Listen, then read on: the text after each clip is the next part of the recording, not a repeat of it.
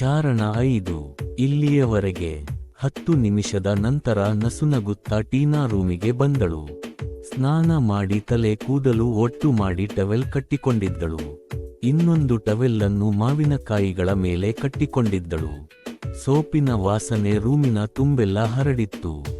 ಬಂದವಳೆ ನನ್ನ ಪಕ್ಕದಲ್ಲಿ ಕುಳಿತು ತುಂಬಾ ಥ್ಯಾಂಕ್ಸ್ ಎಂದಳು. ಯಾಕೆ ಎಂದೆ. ಕುಚ್ ಭೀ ನಹಿ ಎನ್ನುತ್ತಾ ನನ್ನ ಎದೆಯ ಮೇಲೆ ಒರಗಿದಳು.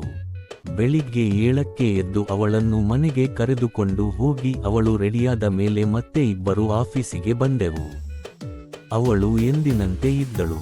ಆಫೀಸಿನಲ್ಲಿ ಯಾರಿಗೂ ಏನೂ ಗೊತ್ತಾಗಿರಲಿಲ್ಲ. ಅಂದು ಸಂಜೆ ಟೀನಾ ರೆಸಿಗ್ನೇಷನ್ ನೀಡಿದಳು.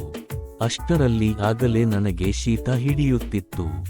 1-2 ತಲೆನೋವಿನ ಮಾತ್ರೆ ತಿಂದರೂ ಏನೂ ಪ್ರಯೋಜನವಾಗಲಿಲ್ಲ. 2 ದಿನಗಳ ನಂತರ ಟೀನಾಳಿಗೆ ಸೆಂಡ್ ಆಫ್ ಪಾರ್ಟಿ ಇಟ್ಟುಕೊಂಡೆವು. ಆದರೆ ಹಿಂದಿನ ದಿನವೇ ನನಗೆ ಸಿಕ್ಕಾಪಟ್ಟೆ ಜ್ವರ ಬಂತು.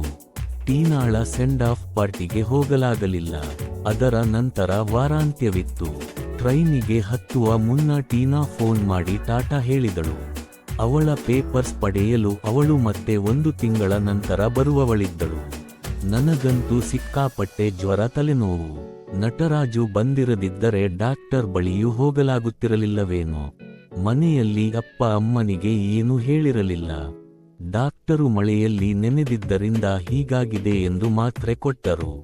ಇನ್ನೂ 2 ದಿನ ಆದ ಮೇಲೂ ಜ್ವರ ಬಿಡದಿದ್ದರೆ ಮತ್ತೆ ಬಂದು ನೋಡಲು ಹೇಳಿದರು.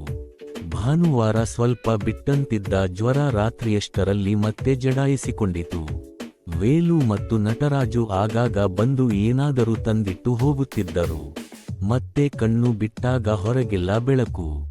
ಎಷ್ಟು ಹೊತ್ತಾಗಿತ್ತೋ ತಿಳಿಯದು. ಕೈ ಕಾಲು ಆಡಿಸಲು ಸಹ ಆಯಾಸ. ಕನಸಿನಲ್ಲೆಲ್ಲೋ ಯಾರೋ ಕದ ತಟ್ಟುತ್ತಿರುವ ಸದ್ದು.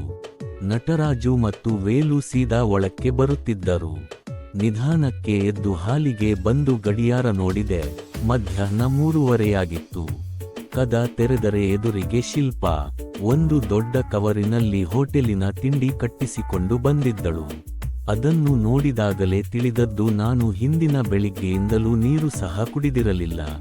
ಊಟ ಆಯಿತಾ ನಿಮ್ಮದು? ಅಳುಕುತ್ತಲೇ ಕೇಳಿದಳು.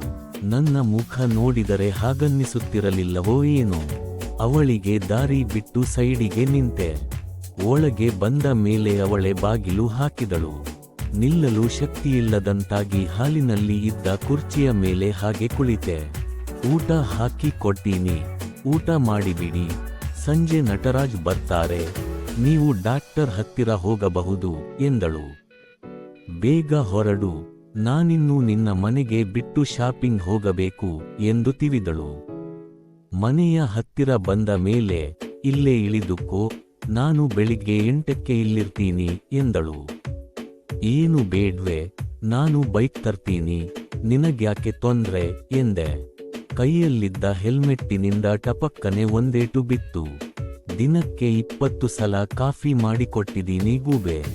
ಸುನಿಲ್ಗೆ ಕೂಡ ನಾನು ಇಷ್ಟು ಸೇವೆ ಮಾಡಿಲ್ಲ, ಇವಾಗ ತೊಂದ್ರೆ ಅಂತೆ.